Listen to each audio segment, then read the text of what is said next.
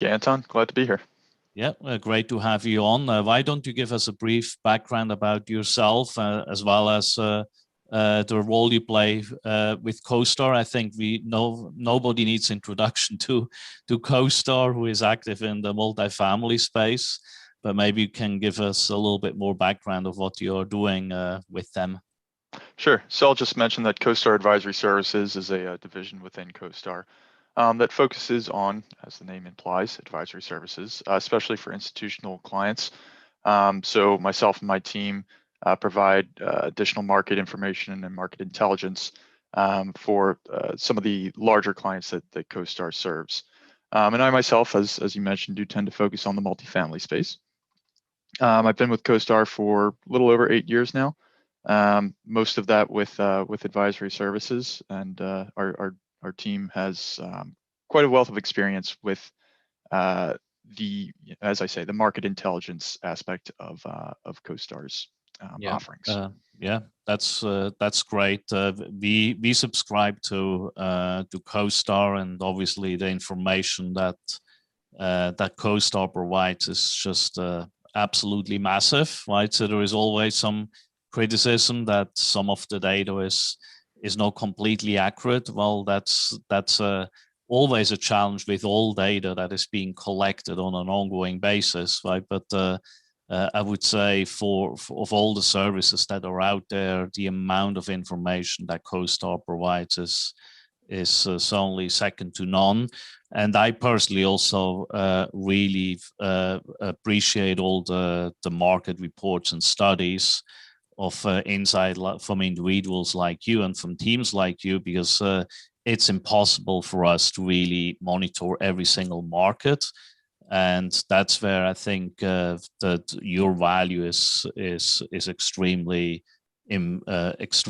important, right? To for everyone who is in that space. So really appreciate that.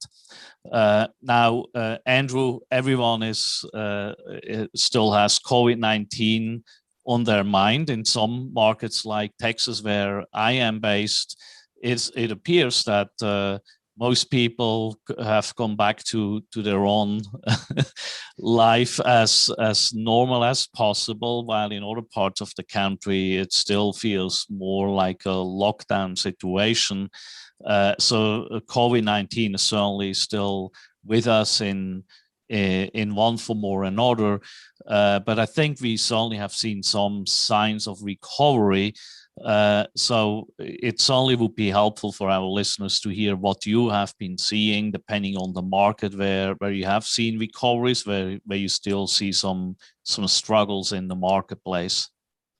So we've seen recoveries nearly everywhere. The question is less, is the market recovering, and more, how much does it have to recover? So, for instance, in Dallas, I suspect that I know it was close recently, but I suspect that the peak rent level has been reached again in downtowns.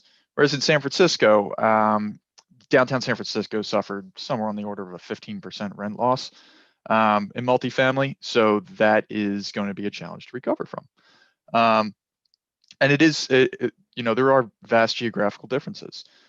So as you mentioned, those southeastern states have tended to be less restricted, and they did suffer less of losses. But those were also growth markets to begin with.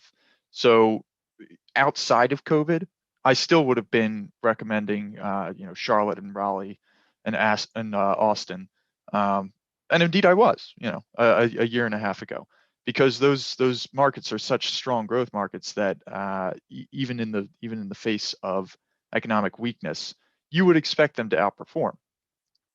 Um, that's not to say that that's not to say that the northern and midwestern markets are dead. As I said, they're coming back.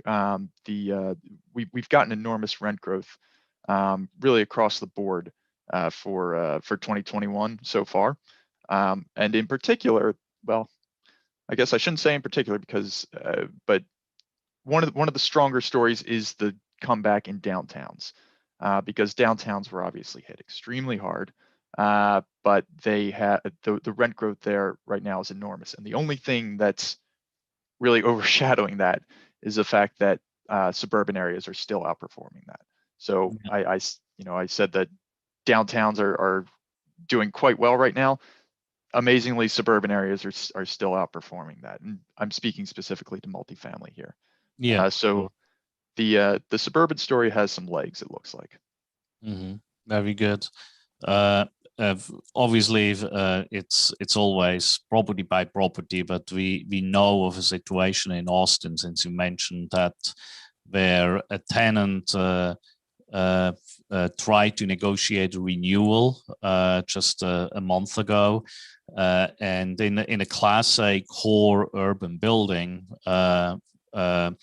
And that rent last year was around 1,700, and they were pushing him well above the 2,000 mark. Right, so clearly, what you are stating here is definitely happening in the markets that have been reopening, and particularly in markets where the urban core has always been attractive pre-COVID already, like in a place like Raleigh and Austin and some other markets where people are just happy to go back in. Right?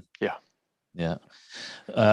So just a couple of days ago, or maybe a day ago, another federal judge, this time in the District of DC, ruled that the CDC doesn't have legal authority to ban evictions. How do you see these type of rule, that one and other rulings, have an impact really at the national level, and how quickly that will hopefully positively impact landlords? Right. So of course, I mean, we know from numerous stories that landlords' hands have been tied by these eviction pauses, and of course, there is there is a balance out there when the government basically mandates, not directly, of course, but indirectly mandated massive job losses. They do have a responsibility to those people who suffer those job losses. But where they didn't pick up the slack, and this is, of course, the complaint of landlords, which is, I believe, is valid, where they didn't pick up the slack is that that then has a ripple effect on landlords, and that, of course, was not addressed. So from that perspective, of course, those eviction holds have taken a large toll. When we look at where rent growth was historically versus where it is now, what we refer to as 1 and 2 star at CoStar, but might be safely referred to as Class C, that segment of the market always outperformed on rent growth, and it's not really because there were stronger income gains or anything in that segment. It's really about supply. There was virtually no supply coming into Class C, whereas Class A suffers enormous supply growth every year. So the rent gains tend to be worse there. Now, I bring this up because Class C has been underperforming for 6 months now, something on that measure. And while stimulus payments certainly helped there, the fact that Class C is now underperforming, and especially Class C is underperforming by quite a lot, indicates to me that some of that weakness is probably due to these eviction moratoria. So as you see that lifted, I would expect Class C to regain some of its pricing pressure, because one of the key aspects that we kind of built our story on for the last 10 years is that America is underhoused, and varying people will come out with varying figures. Freddie says about 3.8. Freddie Mac says about 3.8 million. My team says about 2.1 million. It doesn't, the point is that there's this undersupply, and that undersupply is especially hard in the affordable segment of the marketplace. So that does tend to give landlords in the affordable segment more pricing power, because it's very difficult to build into that segment. We more so see housing slide down into that segment as new stuff hits the top.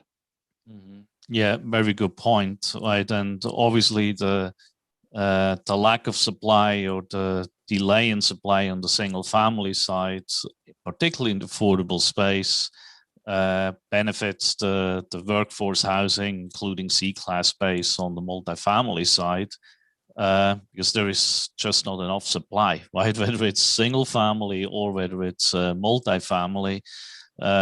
My concern really is more for landlords. Yes, you can push rents. Yes, you can fill the property, but are your tenants still able to afford the higher rents, right? And I think we just haven't seen wage growth yet that really can support all the rent increases. So that, from my perspective, that will be interesting to see how that will turn out, right?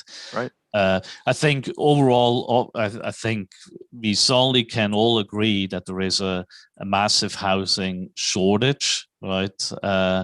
And the question is, and that brings me to another point when it comes to construction, with labor shortage, with material shortage, what can be done to really fix that affordable housing situation, right? The government has all the various programs like the LIHTC programs and all that, but that's really a drop in the bucket. It's a niche market for niche players. What really should happen in an ideal world is that anyone can build market rate properties that really can provide affordable housing, but it seems that is just not doable at this moment. So what is your take on that? There's a lot of, there's kind of a lot to unpack there, right? But on the one hand, so my perspective is that I don't think that under the current regime, I guess, you can't close that shortfall without federal dollars or governmental dollars. And you talked about LIHTC, and I believe that the current administration is looking at funding Section 8 a lot more.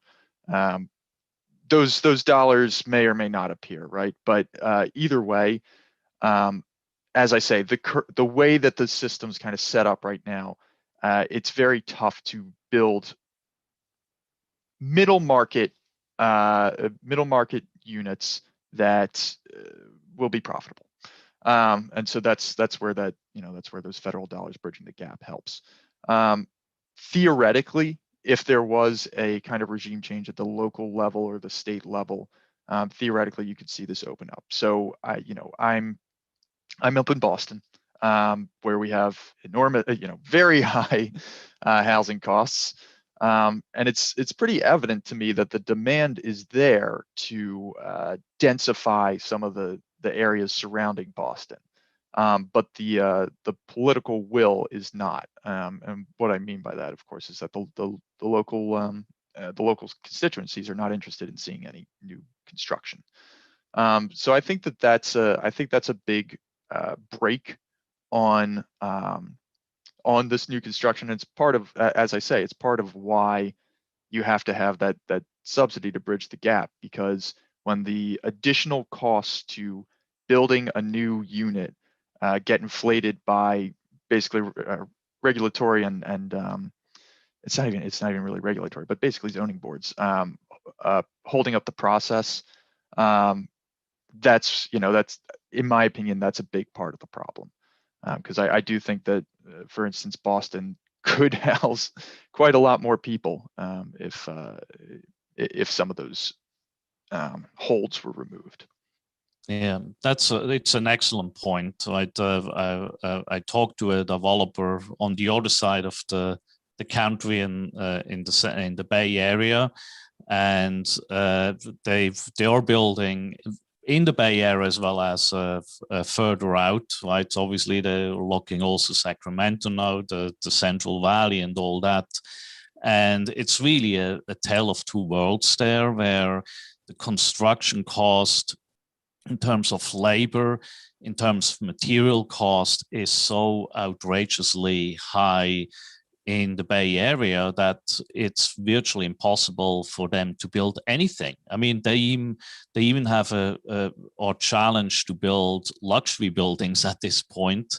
never mind to even think about building anything that is affordable, right? And it's what you brought up is really important, right? It's not just federal money that I agree that there needs to be some form of support there, but it's also at the state and local level where very often the biggest impact is when it comes to the overall construction cost, right? And time, right? Yeah, it's especially time, right? And Yeah. time is money, but yeah. Yeah.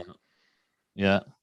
So when we talk about the construction, right, in gateway cities like some of the East Coast cities and West Coast cities, and then major MSAs and the suburban markets that have been booming, where have you seen how construction has been evolving over the last year with COVID-19?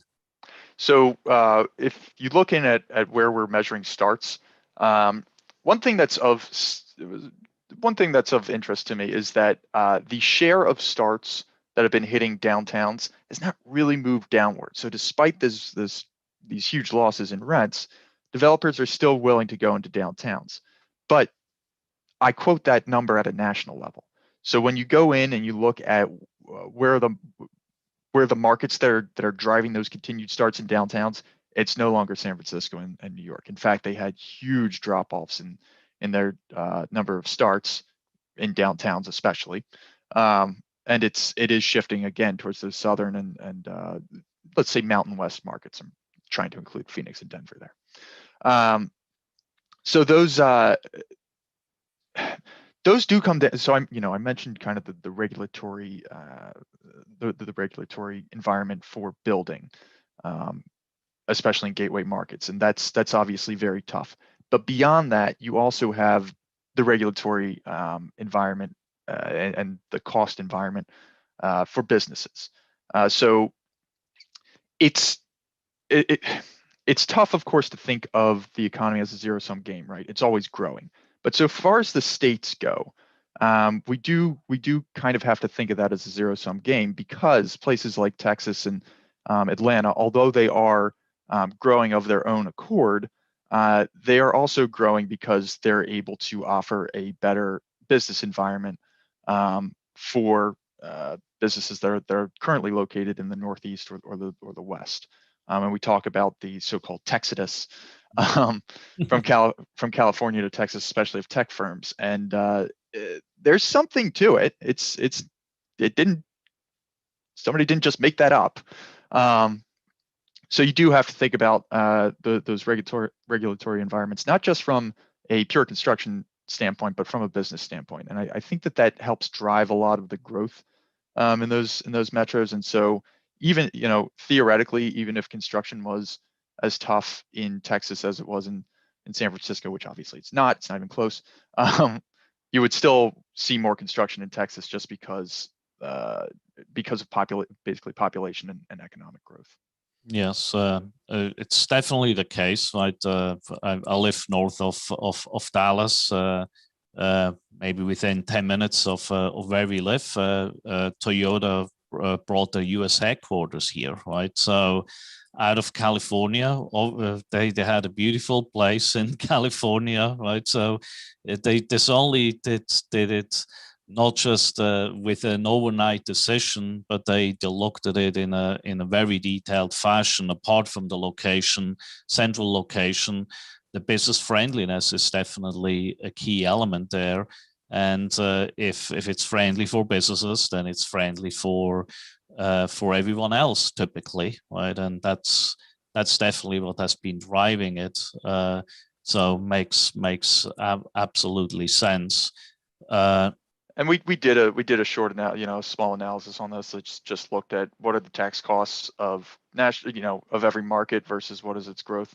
And as you expect, there's a linear trend. The less tax burden, the higher the population and household growth over the last 10 years. So yes, yeah, and what you have pointed out in the gateway cities, right, where there is still some stress there on the construction side. We also see that on the financing side, right? So some of the the deals that are struggling, where they had to restructure the loans, were mostly in gateway cities like New York. You mentioned New York, right? So, I mean, there were a lot of construction projects that just came to a screeching halt, and a lot of the developers had to be bailed out in one form or another, right?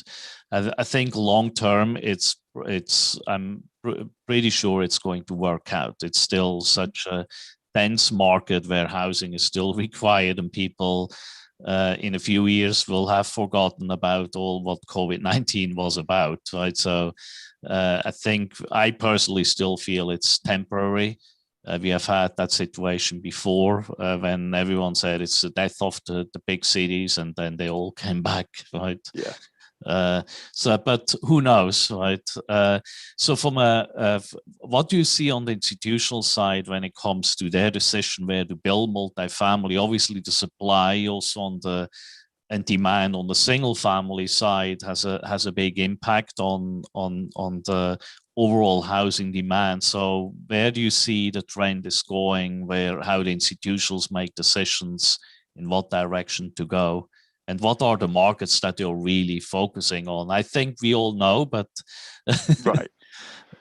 So, I spoke a lot about the southern and eastern metros, but you talked about New York will be fine, and I do think that that's probably the case. So I talked about I'm thinking of this from a growth perspective, right? Like we're going to expect Charlotte to grow faster than New York, but New York's, as I kind of talked about earlier, New York's slow growth is kind of self-imposed. There's still a ton of demand to live in New York, and of course that's why rents and pricing are so high. So those, in general, those markets will still be, in decent shape. And we do still see institutional capital very interested in core markets. I mean, now that said, there's definitely something of a, there's been a shift going on for 10 years, right? But there's more interest now than there had been previously in the Texas markets and the Florida markets. And one thing in particular that we've definitely seen is, actually I'll mention two things, and they're pretty interrelated. First, I've gotten more questions about single family rentals over the past year than I have in my entire previous career. And second, we've definitely seen some more interest in suburban multifamily. So I do think that there, as much as we've talked about, people will forget COVID, things will move back towards normal. I do think that there's some marginal changes that are going to be pretty permanent. And one of them is probably work from home. Now we are in no way, I would say, calling for like the death of office, the death of downtowns, the death of office space. We're very much, we very much think that those things are going to come back, but we do think that they'll probably come back a little bit less than they were previous. So in let's say a theoretical situation, maybe half of the workforce has no work from home, right? But the other half could be working from home 2 or 3 days a week. In that scenario, what we would expect is basically renters, not all renters, but some renters in that scenario would be willing to trade a longer commute for less rent and more space. So we've definitely seen a preference for 2 bedrooms over 1 bedroom. Studios have gone out of style, so to speak. And the suburbs, of course, have benefited enormously over the last year, and actually do continue to benefit, even though we've seen downtown starting to come back. So, if you expect work from home to play any meaningful role in the future, you would probably expect the suburbs to benefit from that, and that's definitely why we've seen increased interest in those areas. What about secondary and tertiary markets? Obviously, it's always a question of how you define exactly secondary and tertiary. Tertiary is probably easier, right? Yeah. But where do you see, how far down that ladder are institutionals willing to go? Well, how far are they willing to go? That's definitely opening up as well.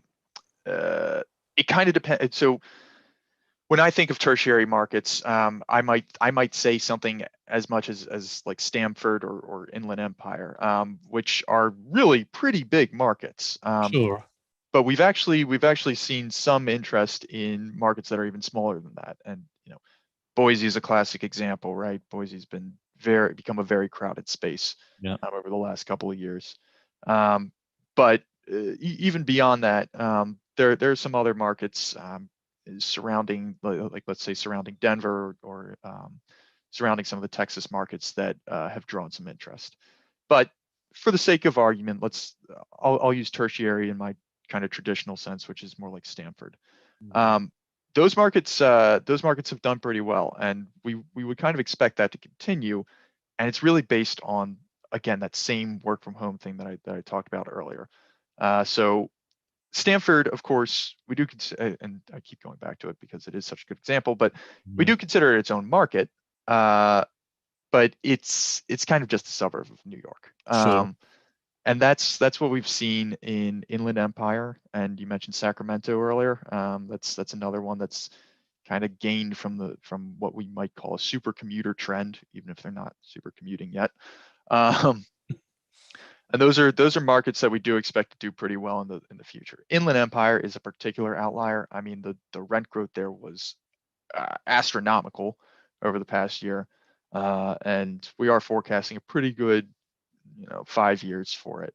Not least because supply, um, there's virtually no supply there, and we've definitely heard rumblings of things getting out of the ground, or people looking to get things out of the ground. But at this time, there's virtually no supply being started. So that's a market that we think benefits from this. Yeah, I mean it's one of the few of affordable places to live near LA, right? Yeah. So there is just no other way there. What also, I do know what you think about Tampa, right? But we have seen a lot of institutional players really going very aggressive into that market.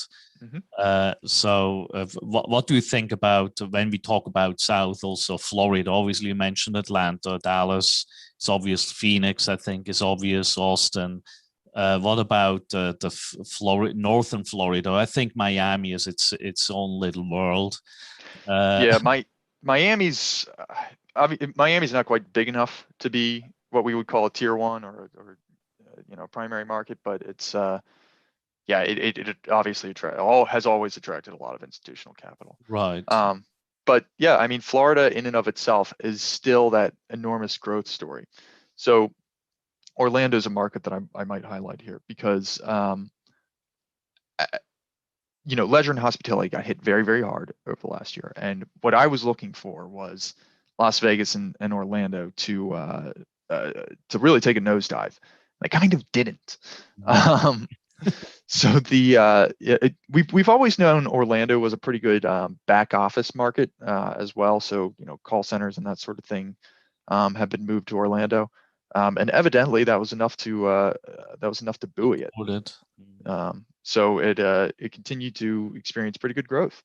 Um, again, some of it comes down to that regulatory environment, and Florida's obviously been very um, cooperative, I guess, Mhm. with business interests. So it does help drive that growth. And I guess just to mention, there are sometimes downsides to that. It's not it's not a perfect environment. We did see, of course, those big rolling blackouts in Texas in Sure. January, right? That probably could have been avoided with a different regulatory environment, and it definitely had an impact on business. It's this is not without cost. There is something of a trade-off, but overall, it does seem to be a net positive given how people are voting with their feet. Yes, definitely. Yeah, we all were suffering from that blackout, and that was definitely not pleasant, kind of unexpected. I never really looked into how that power distribution is really managed and the individuals that are running it. I think strangely enough, a lot of these individuals that were on these boards had very little background in power production. So I think it was kind of a political animal that was just no one really looked at, right? So it's interesting that in a place like Texas that actually was possible, right? So hopefully it was a wake-up call for Texas to look at the infrastructure, right? Because obviously the infrastructure is key to continuously attract businesses. Yes, business friendliness is important, but the infrastructure needs to be supporting this, right?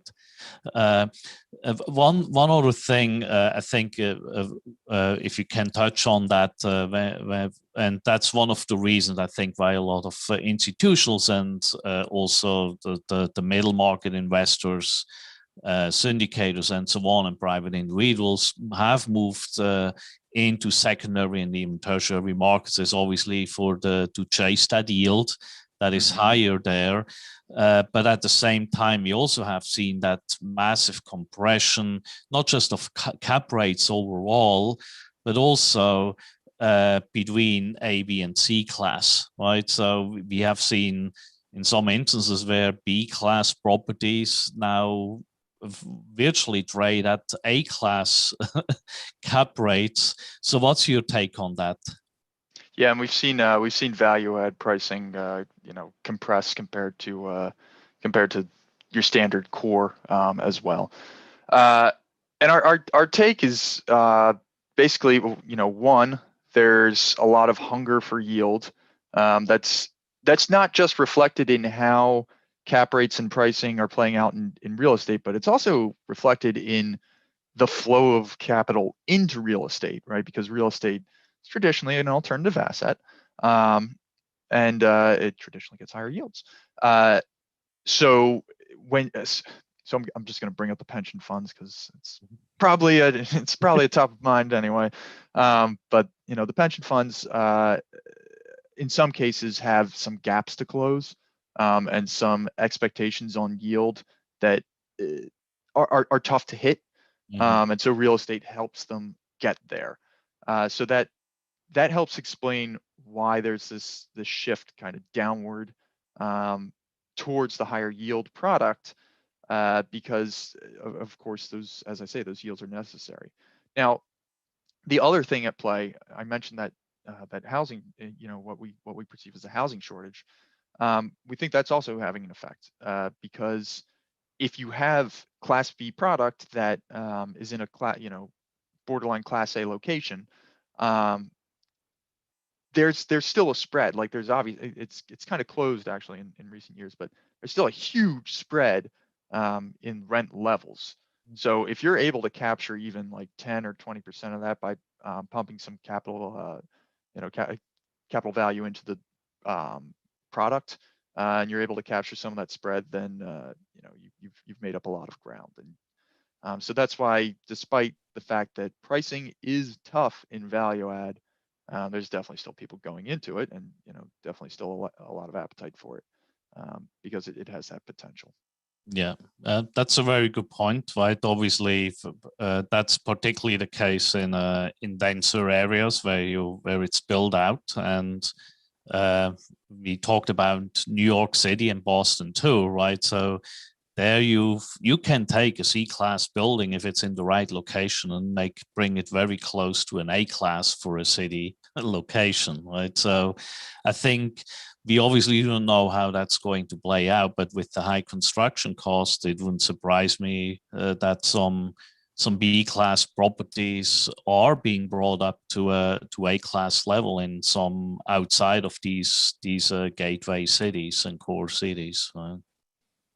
Yeah, I mean, there's usually some structural stuff with Bs that means that they can't necessarily make it all the way to A. But sure. As I say, if you're able to capture some of that spread, then just some is already makes sense. Yeah. Very good. Really appreciate you coming on, Andrew. I also want to give you a shout out before you give our listeners your contact details for anyone who wants to reach out. You did an article, I think it was 2017, few years back now. Yep. Yeah, give me shelter, right? Yep. We talked specifically about market rate affordable housing, right? So that was already several years ago, and I think that topic is now. It was a problem back then. Now it's almost like a topic on fire in comparison to back then. So it only hasn't been resolved. So you already had that insight back then, and now we are right in the middle of that affordability crisis when it comes to that. So only appreciate that you already brought that up. The question is what solutions can there be, right, to solve it? And you already touched on it, that there is only, it requires cooperation from a federal level, but also particularly at local levels to get these, to get affordable housing into place, right? Yeah. Ultimately, and maybe I'm taking too capitalistic of a stance here, but ultimately, I would be happy with any increase in supply. Like any amount of supply is something that I think would help. And there is a lot of, we've obviously seen kind of the, even, arguably some of the negative effects of gentrification, and certainly arguments against that. But I think from a pure economic perspective, any supply anywhere is helpful to affordability. And I'm happy. Like I as an economist, I would be happy to see any supply, even if it is all luxury, because as I said, that does push things kind of down the scale. Everything's relative, so whatever the new stuff is that comes out and whatever amenities that has, that means that older product kind of slides down the scale and becomes B. And that's not necessarily a great thing for landlords, but sometimes it is. But either way, I do think that that's probably the biggest piece of the affordability puzzle. Yeah, that's a very good point, right? Just come up with more supply, period. It's so far, it's as I said, it's very tough to build into the middle of the market. And especially right now, like you could talk about, I mean, we've obviously seen softwood lumber prices get jacked up. But our calculations suggest that construction's probably still profitable, even if it's less so. Like, we wouldn't expect this to necessarily slow down construction enormously. And again, comes back to what is rent growth doing and what is pricing doing. And I guess I should mention that multifamily, in comparison to some of the other product types, has done very well in pricing and cap rates. So even though you have those enormous construction cost jumps, there's definitely still a spread between what new product is worth. Basically, we believe that construction costs are still below replacement cost. So we think that there's still room for more supply, and again, a lot of what's constraining it could be more regulatory. Very good. Appreciate all your insight, Andrew. It was really a pleasure to have you on. How can our listeners reach you? So CoStar Advisory Services does have its own website, and of course I'm on LinkedIn. If you do have some follow-up questions, feel free to reach out to me there, or again, the CoStar Advisory Services website. But thanks a lot for having me, Anton. Great. Again, thanks for being on with us today, Andrew, and for all your insight. No problem. Bye-bye.